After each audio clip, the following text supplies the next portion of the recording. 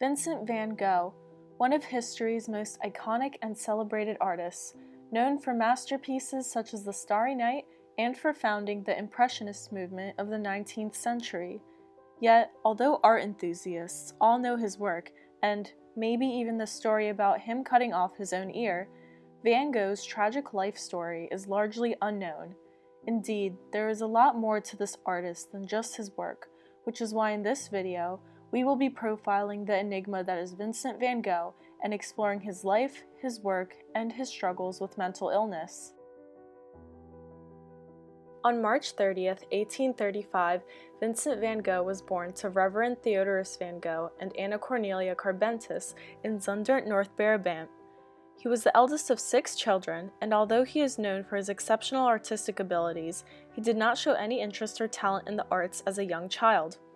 At age 16, Vincent, along with his younger brother Theo, began to work at the Gogh gallery of the French art dealers, but he quickly lost interest in dealing art and instead immersed himself in religion, eventually enrolling in university to study theology.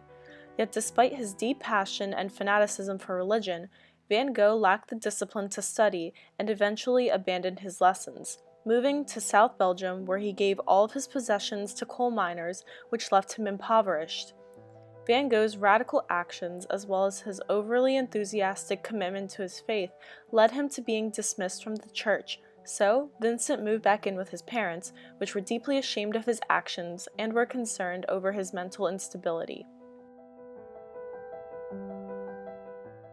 At age 27, Van Gogh began to gain interest in art and started producing his own work. He was deeply inspired by the ongoing Impressionist movement, as well as the French painter Jean-François Millet, who was famous for his paintings of peasants and laborers. This led Vincent to also start painting peasants as well as prostitutes, which he had a deep fascination for. Additionally, Van Gogh was infatuated with troubled and unattainable women, often getting into relationships with prostitutes and even falling in love with his own cousin. But, due to his frantic behavior and poor choice of women, he often faced rejection and heartbreak, with each relationship sending him into a deep depression. Furthermore, Van Gogh's heavy alcohol and absinthe usage led him to develop epilepsy, and modern psychologists theorize that he also suffered from bipolar disorder and psychotic episodes. Psychologists also theorize that Van Gogh's mental ailments and substance abuse are what inspired his unique and intricate style. For example, one of the hallucinogenic properties of absinthe is distorting lights to make them seem more vibrant.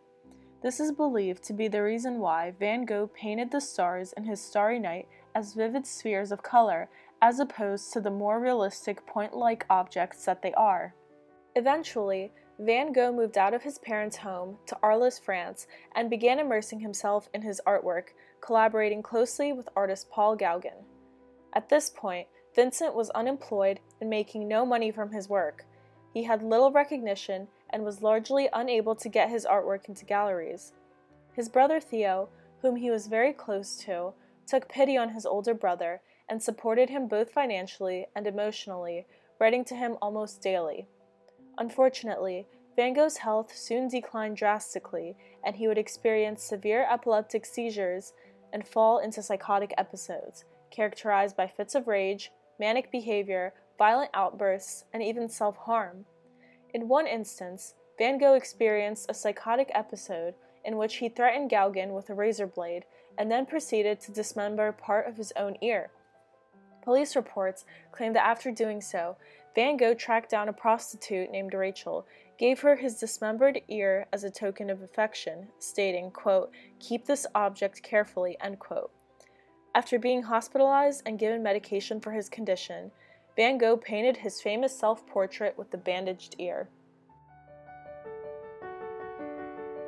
After being discharged from the hospital and receiving prescription medication for his mental ailments, Van Gogh believed his mental health was improving. Yet, he continued to experience delusions and psychotic episodes in which he would often black out. Additionally, doctors did not instruct Vincent to diminish his heavy use of absinthe, which led him to continue to experience hallucinations. Van Gogh was hospitalized once again when citizens in his community expressed their concern for him, and eventually Van Gogh voluntarily committed himself to the asylum of St. Remy in May of 1889.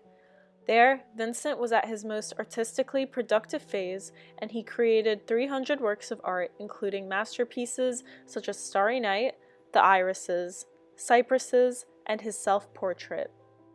In 1890, Van Gogh's physician deemed him cured, and he was shortly discharged from St. Remy's.